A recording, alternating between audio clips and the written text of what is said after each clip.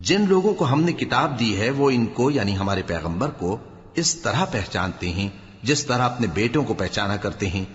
جنہوں نے اپنے آپ کو نقصان میں ڈال رکھا ہے وہ ایمان نہیں لاتے۔ اور اس شخص سے زیادہ کون ظالم ہے جس نے اللہ پر جھوٹ باندھا یا اس کی آیتوں کو جھٹلایا؟ کچھ شک نہیں کہ ظالم لوگ کامیاب نہیں ہوں گے۔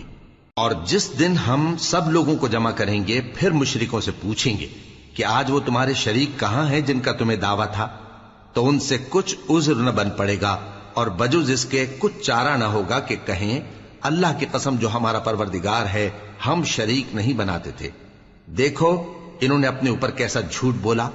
اور جو کچھ یہ افترا کیا کرتے تھے سب ان سے جاتا رہا۔ اور ان میں بعض ایسے ہیں کہ تمہاری باتوں کی طرف کان دھرتے ہیں،